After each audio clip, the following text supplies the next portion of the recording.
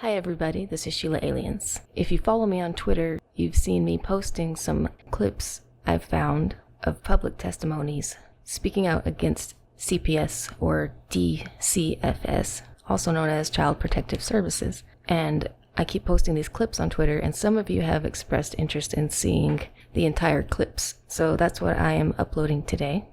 As we all know, there's a systemic problem with the Department of Children and Family Services, or CPS, where they are unjustly taking children away from families and falsifying reports to keep those children away from their biological parents and putting them into the hands of new adoptive parents or foster care parents. That's one way that they're dropping a ball. The other way that they dropped a ball is by not recognizing or acknowledging abuse when it's obviously happening. They completely ignore the abuse a lot of the time, and they'll make it up when there is none to begin with.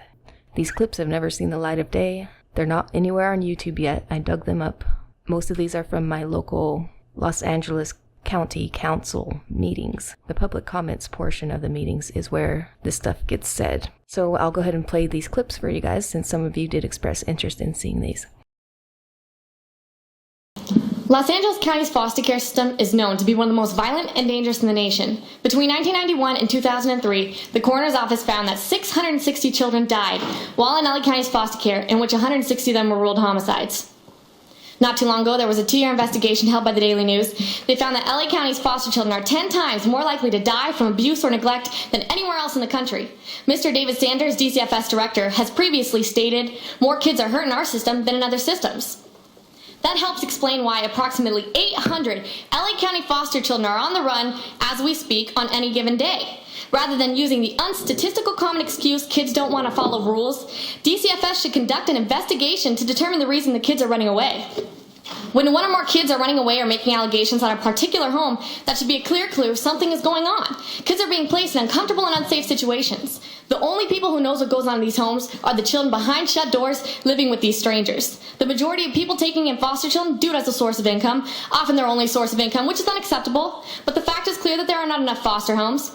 And because of this, many teens end up in group homes. In group homes, you have an excessive amount of kids with many different backgrounds and personalities, and children's social workers are placing kids with no criminal record with kids released from juvenile hall, on probation, or off the streets from prostitution. Kids are vulnerable and easily swayed.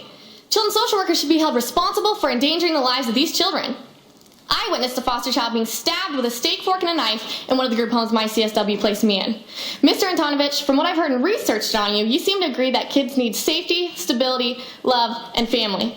I have personally been shipped around like a suitcase with legs and used as cash profit. The system's promise for permanency has not delivered. So I went and knocked on 239 doors to find someone to adopt me into their lives, and the Santa Clarita Sheriffs can verify that with you. I took the initiative to find a suitable home for myself, a safe one, because it became clear my social worker would not. DCFS saved me by taking me away from my biological parents' abuse. If they hadn't, I'd probably be dead or sleeping in duck ponds or on your driveway. Yet DCFS has placed me with perverts, child molesters, careless foster parents who apparently think it's okay to lock us kids out, lock up the food, refuse to take me to the doctors, a foster parent who barely spoke the same language, and the list goes on, believe me, it does. When I report these things to my CSW, she often ignores it. I couldn't get help from Mr. Sanders because he wouldn't speak to me, yet he speaks to the press. I've gone to many individuals from the department for help, yet I got none, and that's why I'm here. For help! I go to school, I don't do drugs, I have no criminal record, I work, I have goals, such as being future DCFS director. I want to be in a safe home and be loved and cared about like every other kid. I need to be placed in a suitable home, I need a different social worker from a different location, and for one of you to personally make sure this all happens. I'm not asking you for a pony, I'm asking for a better life. I don't deserve where I'm at.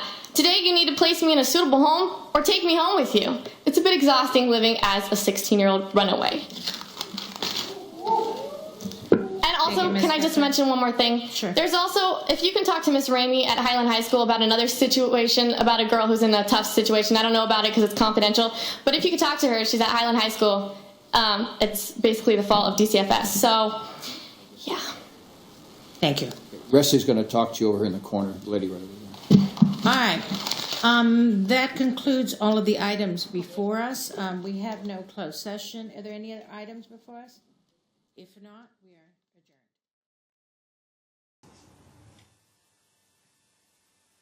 Okay, we'll start on my far right, your far left. If you'll give us your name and organization that you're representing, and we'll receive your testimony.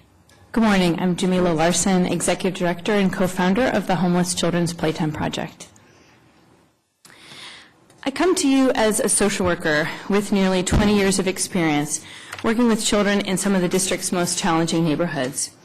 I thought I'd seen everything until last April, when I discovered a disgrace that rivals them all. Children are going missing every day in our nation's capital, and in some cases, nobody is looking for them. Many times, their parent is heading up a lonely search effort with little help. I know of 3 examples of this. One youth turned up dead, another is still missing, and a third was discovered by child welfare authorities in California. The third story is the one I know best. I've known Shauna since she was 6 years old when I worked at her school. She had more personality than Rudy Huxtable as she bounded down the hallway, her uniform perfectly pressed and her hair in neat twists bouncing behind her. Now I run a children's program at a family homeless shelters. When I saw a homemade missing person poster with Shauna's 14-year-old smiling face on it at the D.C. General Shelter last April, I was stunned. I called her mom and she was beside herself. When Shauna's mom felt like D.C. police were not taking her daughter's case seriously, her tiny room in the shelter became central command. She made her own posters, fielded calls about sightings and tips herself, and followed up on leads at all hours of the night. We encourage families to conduct their own search efforts, a police lieutenant later explained to me. During her search, Shauna's mom had a hard time eating and sleeping. She felt on her own, missing weeks of work without pay. Shauna's 2 worried brothers also missed school, becoming detectives searching for their sister around town and putting up posters. Every time Mom got a tip, she would rush the boys into a car she borrowed, pick up their father, and drive to whatever scary park some stranger thought Shauna was spotted. I filed a report with the National Center for Missing Exploited Children, NCMEC. I was surprised that the police had not done this. I was told by MPD they do not routinely inform parents or advocates of their right to make these reports because they don't want NCMEC to be overwhelmed. I called NCMEC and was told, please overwhelm us. That's our mission, to find these kids. We want all missing children and youth referred to us by MPD and CFSA, especially in a tiny jurisdiction in D.C. where we know youth can easily cross state lines. I could not believe it when Mom said the detective was not returning her calls. When they did not return mine either, I asked for a meeting with MPD and the Mayor's Office for Public Safety. Nothing of substance came from this meeting. While MPD says in their written answers to this performance hearing that they treat victims with compassion and listen to them objectively without criticism and judgment, the way they spoke about Shauna to me made this very hard to imagine. As an advocate for the child, I felt intimidated, insulted, and undermined, like I was on trial. In our meeting, the lieutenant criticized Shauna for telling her pimp she had permission to go to California and for not being forthcoming with authorities. Anyone in the field will tell you Shauna's reluctance is textbook behavior for victims of severe abuse like sex trafficking. And under federal human trafficking law, it does not matter if the child is a willing participant or crosses state lines. When I asked why 14-year-old Shauna did not get a missing person poster or Mom did not get a return phone call for 10 days, all I heard was victim blaming and a full-throated defense of the bureaucracy. The homeless working mother of 3 was criticized for not reporting the case immediately and for reporting it to the wrong agency, Protective Services, which patrols the grounds at D.C. General. MPD said they were not able to reach Mom by phone, but why didn't they make a simple home visit to get the case moving for Shauna? They knew where her mom lived. They said they couldn't make a flyer because they didn't have a picture of her, not bothering to go to her mother or her school to get one. Overall, MPD and the Office of Public Safety showed no concern for how Shauna's case was neglected in her time of need, nor did they outline any system improvements moving forward. The kid ended up in L.A. I found no evidence that her hometown was even looking for her. The advocacy groups I spoke with that support survivors of sex trafficking were not shocked by the news reports of police officers engaged in prostitution with children. While most officers do not engage in this behavior clearly, veterans in the field know that what we've read in the news is just the tip of the iceberg in terms of the culture change that is needed, not just within MPD, but as a community. The situation cries for a systemic solution, and here are a few recommendations. A protocol is needed to work with NCMEC to report to them every missing youth as they have requested. Currently, there's only one teen actively listed as missing in D.C. on NCMEC's website. More training for police officers by experts in the field on the complex dynamics of sex trafficking, and we have a book that we'd like to share with folks as a start.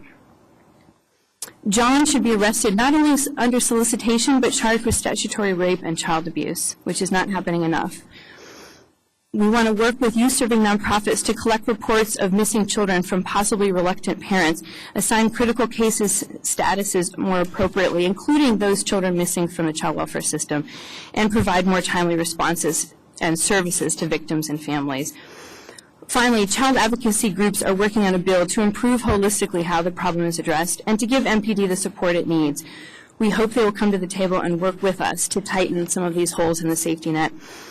I deeply appreciate that Chief Lanier has named Commander Hickson to the head of the Youth Investigation Division, a move that I'm sure is not done lightly. I look forward to working with him, and I also want to caution that a change of leadership alone certainly won't fix the system. I hope he is able to make significant improvements to ensure that no child slips through the cracks on our watch. My name is Xanton Sigmund. When I returned home from the DCFS, social worker Joe Eisenberg would come to my home and would have me come downstairs and talk. He tried to make me say untrue things that would make my family look bad. He said I was lying, and he said he would tell the judge I was lying, so the judge wouldn't believe me. When he said we were done talking, I would run upstairs to my mother crying because of him. She would make me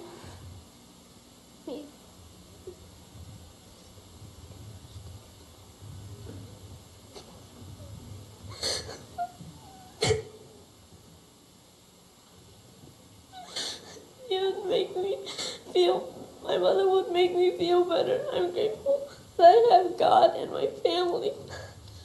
Last time I was here, I told you about the abuse.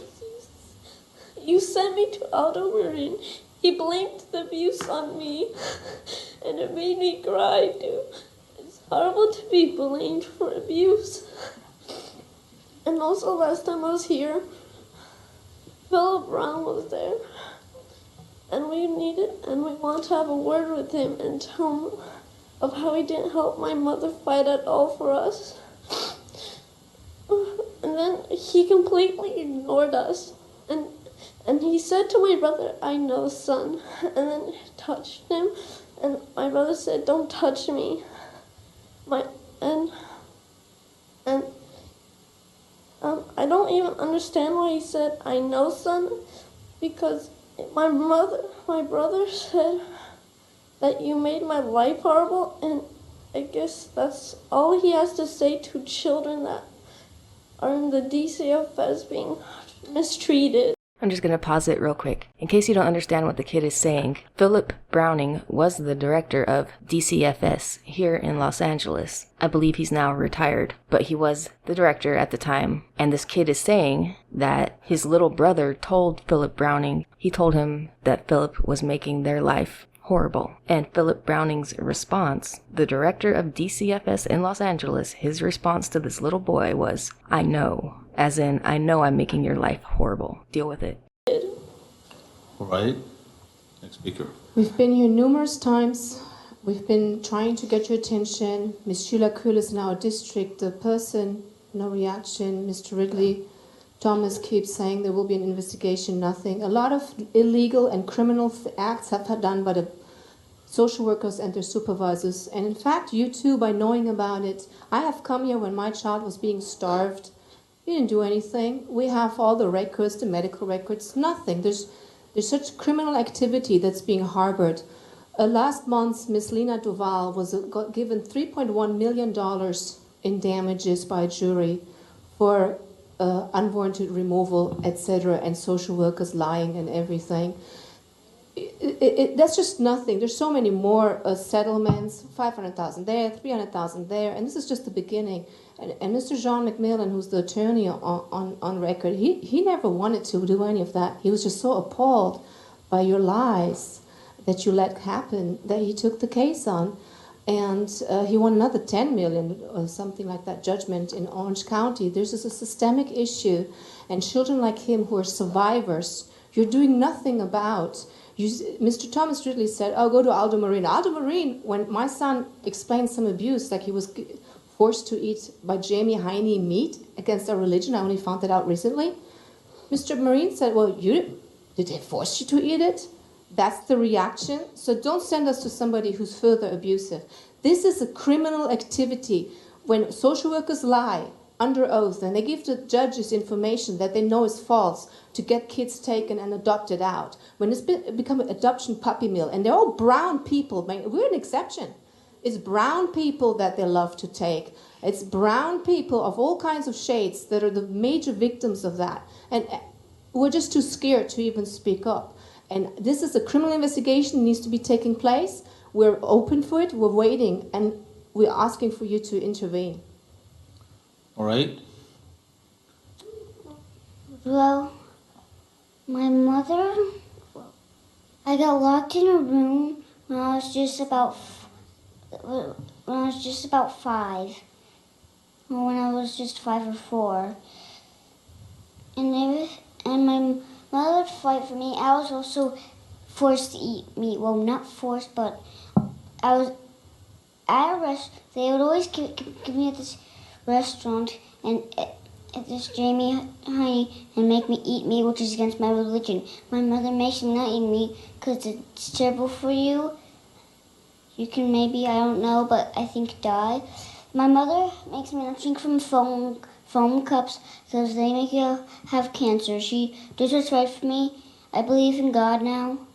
Those monsters would hypnotize me to do what's wrong against my religion and make me believe in ghosts and Halloween, which is terrible. So it is this mother's wish that her son does not believe in Halloween or ghosts or anything of the sort. That might sound silly to you, and you might not agree with it, but it is her God-given right to teach her son whatever she wants to teach him as far as religion goes. She has a right to not allow him to eat meat or certain types of meat. She has a right to raise her kid the way she wants to, basically, and they're trying to take that from her by letting these other people raise him however they see fit, which of course goes against many of her wishes. And I got locked in a room when I was just about 5, like I said.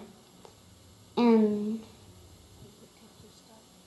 when I was finally back with my mother, they would keep my stuff hostage and I couldn't get my toys back. And I would like them back. I've been saying that every time since, but last time I didn't have enough time to say it. But I need my toys back, and no one's doing anything about it. And the DCFS is horrible monsters. Stop kidnapping these children. And Philip Brown is terrible. He would just ignore us, and he's the worst person. He helped us get adopted instead of us getting helped back from us adoption. He is the worst person. He should be arrested. He should be arrested. All the people, the DCFS should be closed. They should be sued. They should be sued by the government. Oh. All right. Madam Executive Officer. In accordance with Brown Act requirements, notice is hereby given that the Board of Supervisors will convene in closed session to discuss item number CS1, Department Head Performance Evaluations, item number CS2, Public Employment, consideration of candidates for the position. Please, ma'am. In the case of a 4-year-old boy, we had deep concerns for his safety because in spite of evidence presented by 6 mandated reporters, all expert in child sexual abuse, including 2 highly qualified nurses with findings of physical evidence of sodomy, a sheriff's detective, investigators from CPS, the boy's therapist, and county council, all with a collective minimum of 60 years of experience in their fields of expertise, all found this small child credible regarding the abuse he and his brother were forced by the courts to endure. What is more concerning is that in the face of the experience of the experts I mentioned, a minors counsel, a 730 evaluator, admittedly not expert in child sexual abuse, recommended that the child stay with the named, identified, substantiated abuser, and that the parent, the protective parent, be stripped of all her parental rights and be placed on monitored visitation. These cases are born of domestic violence, and courts forcing domestic violence victims into shared custody of children with their batterers. The children end up absorbing the abuse. We need to thank the LA Times for the recent article to our community. And in light of the leaked DCFS report of 570 children's deaths reported to DCFS in 18 months, during the time period of June 2010 to December 2011, with unsubstantiated claims of abuse in Los Angeles alone. You could hear a pin drop in this city regarding this report, that we have 570 dead children on our hands. The entire country was stopped and paralyzed at the horrific deaths of 20 beautiful children taken by a shooter. Ma'am, Okay, your time let me has expired. finish. Ma'am, your time has expired, and we do thank you for your testimony. These children cried into the void. What say I'm you, sorry. Lord? If you have additional testimony to give, we take it from the sheriff, and he'll distribute it accordingly. Thank you. I think this lady makes a good point when she says that the whole country was completely distraught when the Sandy Hook shooting happened over the death of those children. The country cares a lot. It's just the fact that this news is suppressed by the state. They actually try to stop news investigations from happening into CPS. It's the fact that there's no publicity for these cases. That's the only reason that this continues to happen and that nobody hears much about it. But it's been shown time and time again that when the public catches wind of anything like this, they are livid and they want answers and they want a chick to get fixed. We saw it recently when the D.C. missing girls was trending on Twitter. You had the National Center for Missing and Exploited Children telling LL Cool J, of all people, that, oh no, there's no spike in missing children. There's no spike. When actually there is literally a spike. And also, the DC area has consistently higher numbers of missing children than any other area in the United States. So that would be a consistent spike. My response to missing kids, or NCMEC on Twitter, was, oh, so there's no spike in numbers of kids missing, just consistently elevated numbers of missing kids? Yeah, equally as concerning. And they originally liked my tweet. After I said that, they liked it. But then they ended up blocking me within minutes, and they ended up blocking everybody, a lot of people who were talking about this. Because we mentioned the fact that their headquarters are in Virginia. That's the state with the most missing children. Why are they headquartered there? Why don't they ever mention this? Those numbers. Every missing child company or, I guess, organization is based out of Virginia. Yet that has always been the state with the most missing children. I don't think they're headquartered there because that's where they're needed. But I do think the numbers of missing children reflect the fact that they have something to do with the fact that so many children are missing. But again, the public cares about all children of all colors, all races. It's the media who chooses to either air a story or not air a story. And they tend to choose certain types of children to care about, when in fact people care about every kid out there. Hi, my name is Denise Paz, and foster kids are continuing to thrown into danger. January 23, 2013, Palm adopted parent tortured her two adopted children. Ingrid Brewer has been charged with 8 felonies and counts, including torture. DCFS should also be accountable for negligence and contributing to the abuse, for allowing and approving adoption home study when this unstable woman had no 730 evaluation and had prior calls to the hotline in the past. The Board of Behavior Science should be advised that this department, DCFS, are making decisions when they are just caseworkers and don't possess no degree. Whoever approved this home, you lack compassion and a heart, so how could you possibly help a child? This department is supposed to be a professional group, and their misconduct, terrible judgment, and speaking for the entire group. I can't believe these animals work for the government agency. Honorable Supervisor, you should be offended and ashamed DCFS is supposed to have a higher standard moral character than common citizen. Yet, I've truthfully seen dope heads with more moral characters than caseworkers have shown. Violating federal parental rights, DCFS break their own contracts to get money, which is unconstitutional. Unlicensed children services workers, it is fraud when they call themselves social workers. This is a big lie. They have to fool everyone that what they do is legal. They are illegally kidnapping children with false allegations when forcing you to sign their BS contract, which is a violation of our federal civil parental rights. When they question your children. The new trend is alarming. Rates of foster children given psychiatric medication. Foster children never encounter an antipsychotic drug until become ward of the county. Some children. Pause. Okay.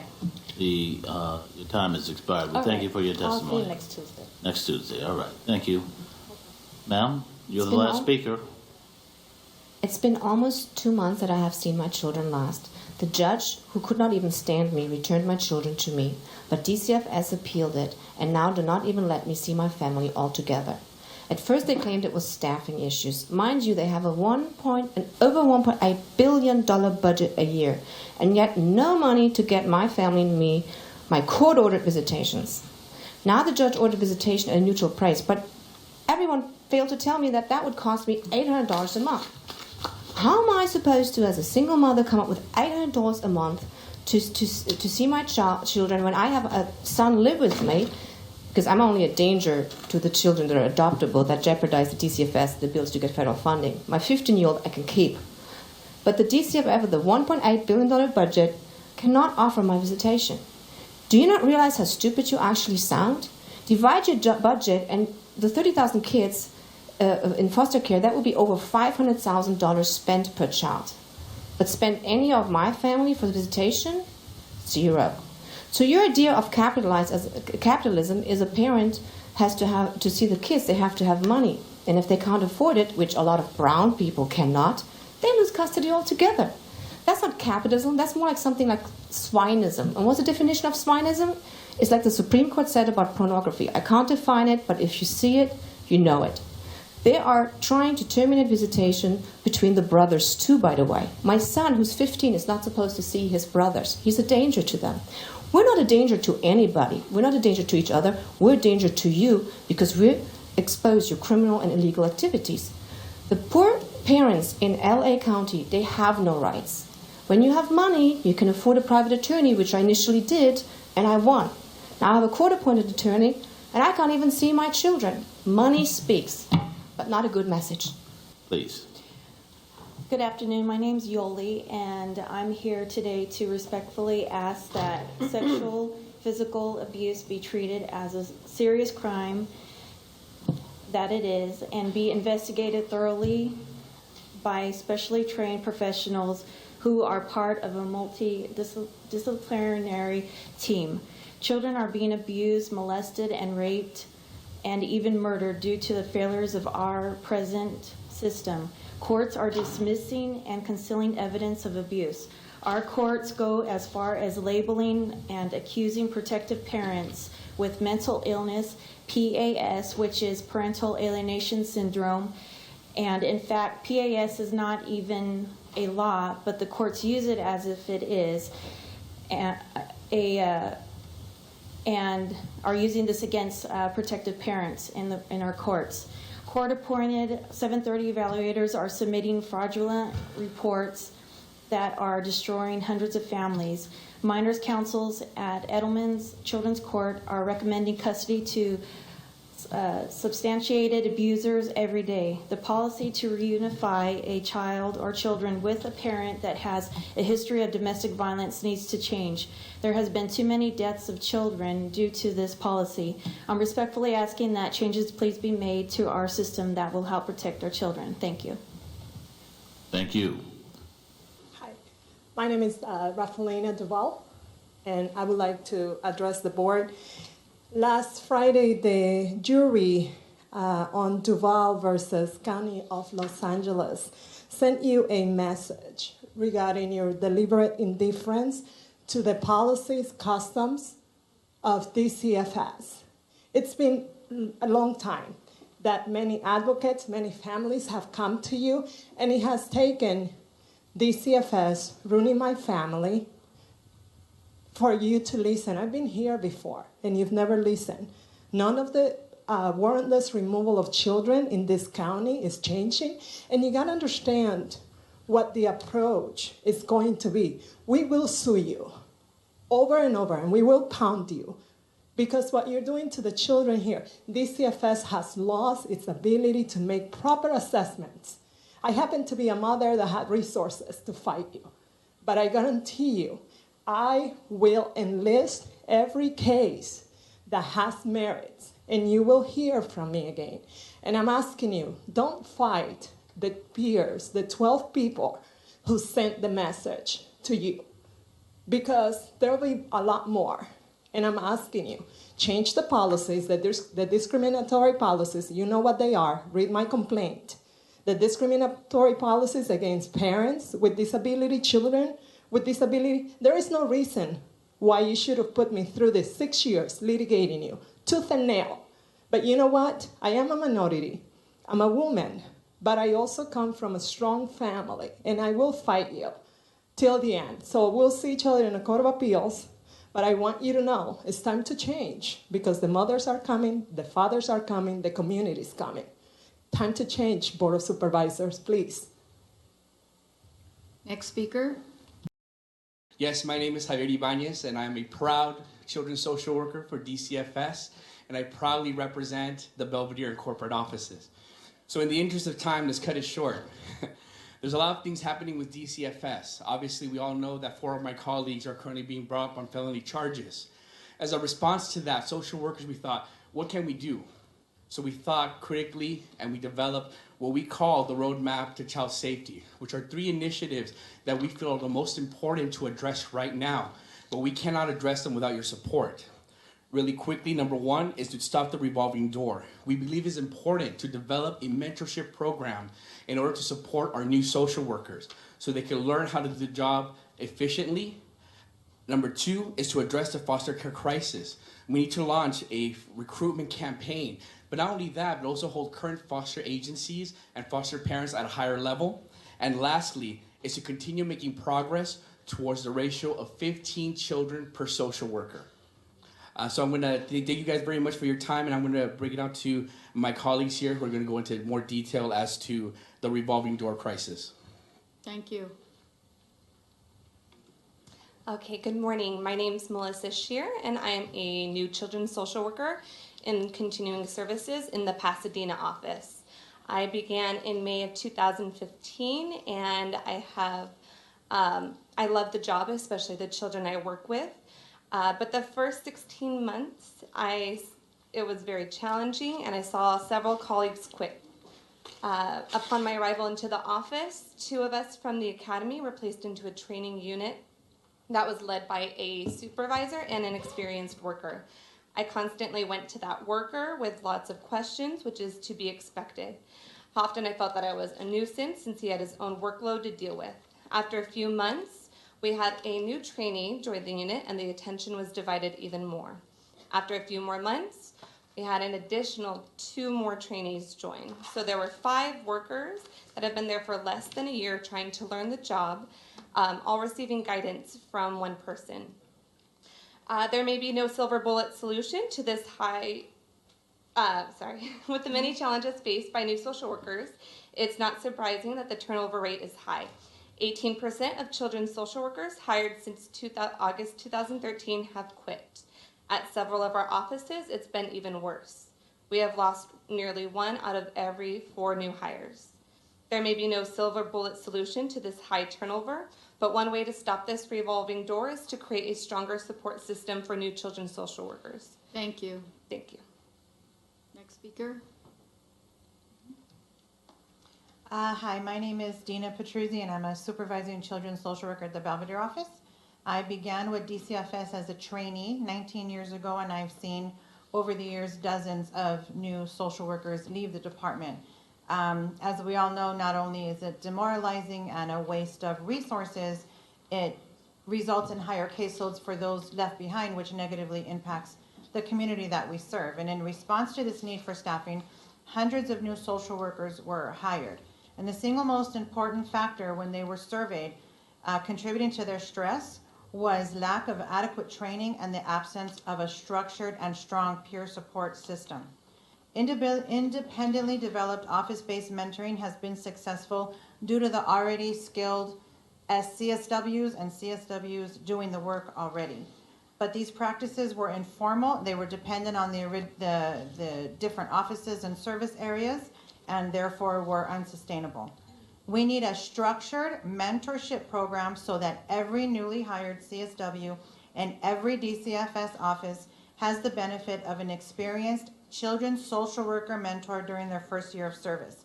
Without structure and organization, a formal mentorship program cannot succeed. For this, we in the department, as well as the community and the children that we serve, need the support of the Board of Supervisors. Thank you. Just want to remind the speakers that you're given 1 minute. So if you could hold to that. If you want to pass on your time to someone else, that's fine too. Thank you. Next speaker. Good morning, supervisors. My name is Sharonda Wade. I am a supervising children's social worker in the ASFA section of the Torrance office. Let me get straight to the point. We have a foster care crisis in LA County. Last year I was an emergency response worker at the Compton office. I was asked questions when calling for foster homes such as what age is the child, what race is the child, what city is the child coming from, does the child have mental health issues, do they have learning disabilities, is the parents on drugs, do they have medical issues, and being told by different foster parents that they wouldn't take the child because the child was from Compton, or the child spoke Spanish, or the parents had mental health issues, or the parents were on drugs, or the child would be reunified with their parent. Even last week, I saw a child who was 12 years old. I remember this child because I had her when she was 6 years old, and she's now been in 22 foster care placements. I went home and I cried last week because I knew that this child would be lingering in the system for a long time. Please use your platform to help the foster care crisis. There's a supply and demand issue, and to ease the crisis, we must expand the supply of goods and loving homes. I just want to end by saying this is not an attack on children's social workers. I respect people who are doing their job and doing it correctly. It's a very difficult job to have, I'm sure, for anybody with a heart. It's got to be a very hard job to do, to see these kids struggle, and also for the workers not to be able to do much about it when the judges and the system and everything is telling them not to help the kids. The way the system is set up, where they reward the bad caseworkers and punish the ones who try to do the right thing, the noble thing. All this does is create an organization full of bad people working for it. There's such a high turnover rate because people are probably disgusted by what they see within the organization. The only people who probably stick around for a long time are the ones that are the problem, and those are the ones that are rewarded at their job, sadly enough. But again, I do fully respect social workers who are trying to make a positive difference. So yeah, if you happen to be one, or if you have a foster care story of your own that you'd like to share, good or bad, go ahead and leave it in the comments below. And thank you so much for watching.